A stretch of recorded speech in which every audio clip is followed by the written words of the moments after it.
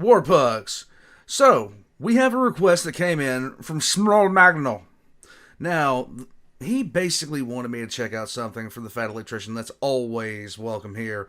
The thing he wanted to check out was the M50 Ontos, aka the Thing. Now, what do I know about this tank? Absolutely nothing. But the sheer fact of the matter is, he entitled the video Bazooka Tank.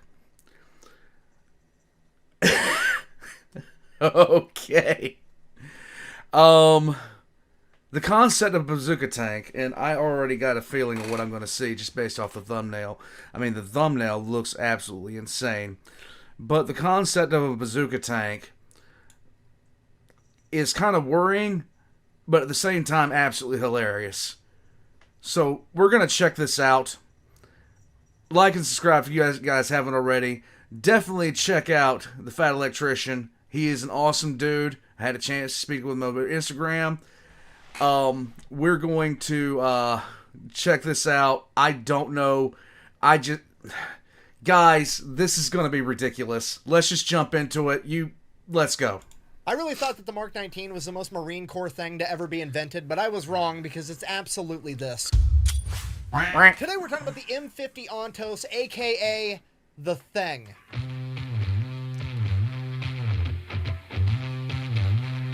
Yep. This is going to be as ridiculous as I thought it was.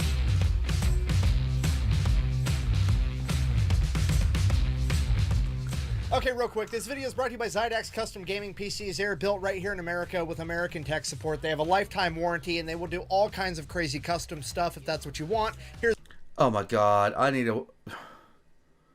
Look at that! Look at that! That's just sick. I want one. Here's a video of mine. Great, moving on. Okay, here's the deal. Once upon a time in the 1950s, the United States Army would set out to answer a question that had plagued mankind for decades. Can you have too much DACA? What if we took a tank and covered it in fucking bazookas?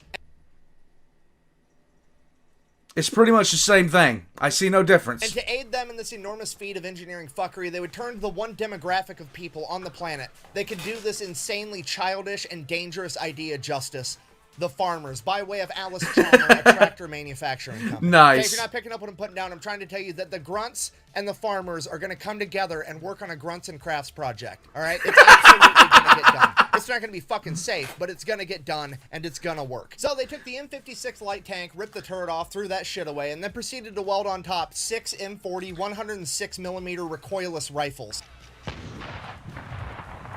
Yeah, technically they're not bazookas, they're recoilless rifles. There's a slight difference in how they function, but at the end of the day, as far as the 99.9% of people need to be concerned, it's a giant metal tube that you point at the enemy to blow them the fuck up, aka it's a bazooka. Plus, bazooka tank sounds way cooler than recoilless rifle tanks.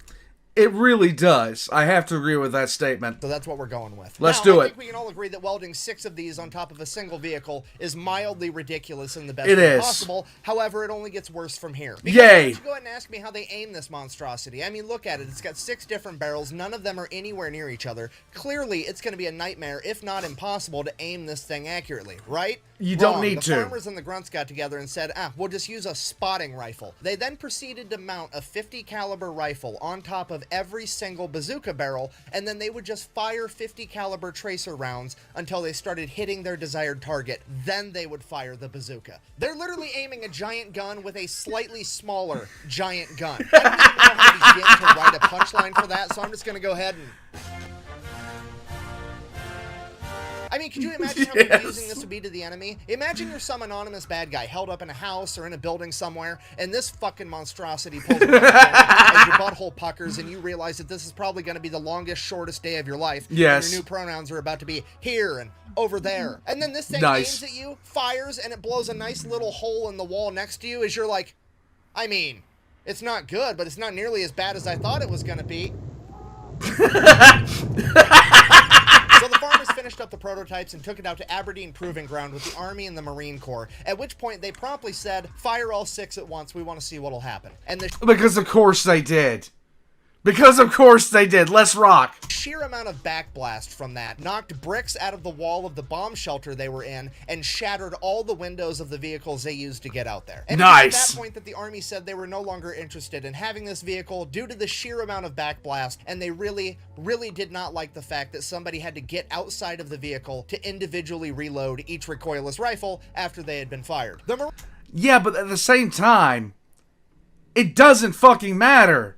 It's over. Marine Corps, on the other hand, said, I'll take 300. The Marine Corps took 300 of these fucking things, which is terrifying to think about. I mean, to be honest, and it pains me to say this, but as far as logic goes, I actually have to side with the Marines on this one. The Army's over here bitching like, oh, you could get shot at while you're trying to reload. And the Marine Corps is like, we've been getting fucking shot at since 1775 without a bazooka tank. Imagine how much fun it's going to be with a bazooka tank. And I mean, to be fair, what the fuck is going to be left to shoot at you after you shoot the first 6 gigantic bazookas that general direction? And okay, so personally, from my personal opinion, if you're using that much stuff, if a guy survives to shoot back at you, he deserves the ability to shoot back at you at that point, okay? He made it. Even if somebody was still alive and they did have big enough balls to pop their head up to try to shoot at you while you're reloading, you still get to shoot at them with your spotting 50 caliber fucking rifles. Spotting and the 50 cal. 30 caliber machine gun on it. Like, it's a win-win. And I know what you're all thinking, but how did it perform in real life and not just on the chalkboard? Thank you so much for asking. Yes. It was first deployed in 1964 to the Dominican Republic during Operation Powerback, where it promptly destroyed both the tanks that they ran across, that being the AMX-13 and an L-60. And then after that issue was resolved, all 300 of them were promptly sent to Vietnam. Okay, here's the kicker with that. There was no established battle doctrine for this weapon. There's no rules, there's no standard operating procedures. Well, good times rhymes with war crimes. And there was no Marine Corps MOS that was designated as being responsible for this weapon. Oh, God. Meaning, there's no one guy that's like the expert. They literally took 300 of these fucking monstrosities, gave them to the Marine Corps, and said, here's your bazooka chariot, kids, have fun. Shit got out of hand. You're so dumb. If you knew anything, you'd know that during the Vietnam War, the Viet Cong had virtually no tanks, meaning that a tank destroyer like this would be virtually useless. Yeah, not quite. Ladies and gentlemen, I present to you the Beehive round, aka the Flechette round. Each one of these had 10,000 hardened steel darts inside of them, and when fired, they went fucking everywhere. And this weapon's platform can fire 6 of them at a time, meaning that this thing can turn and proceed to shoot 60,000 fucking nails in your general direction. Okay? When the trees started talking, they weren't talking for very long. Prominent on the battlefield that the enemy began actively avoiding it, meaning that the Marine Corps loved it because when this thing was anywhere near them, they were very seldom, if ever, ambushed. And not only was the Ontos effective in jungle warfare, but urban warfare as well.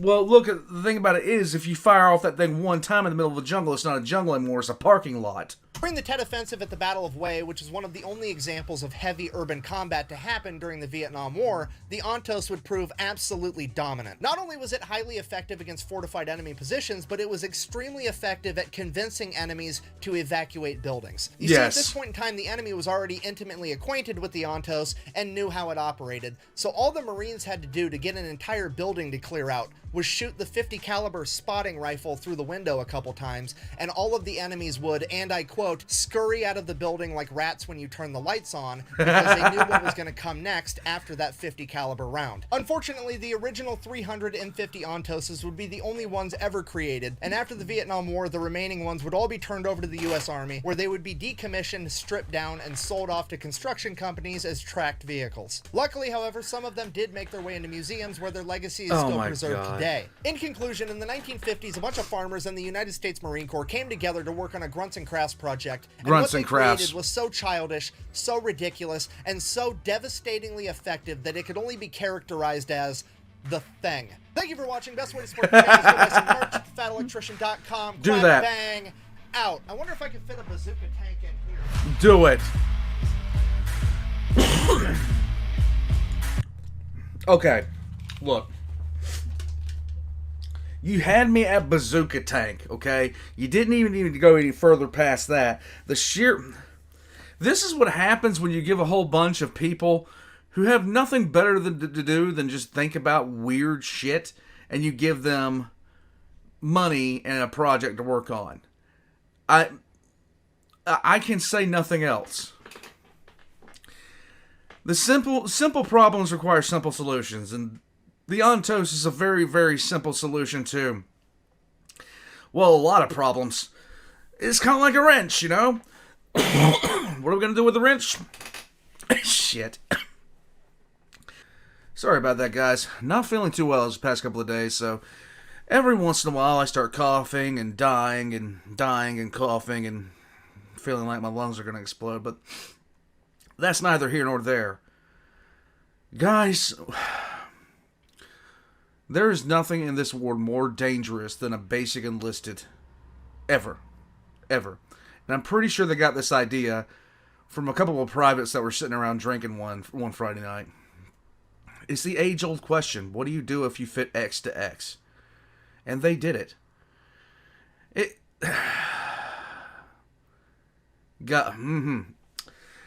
I have nothing left to say about this. Fat Electrician Links are going to be down below. Check out his sponsor for this video. He's going to be in the description down below as well. I'm also putting a Shields promotion down there too, because that's still running as well. Check the Fat Electrician for the English lessons. The English lessons. My links are down below as well. Guys, I'm out before I choke to death. I'll catch you guys next time.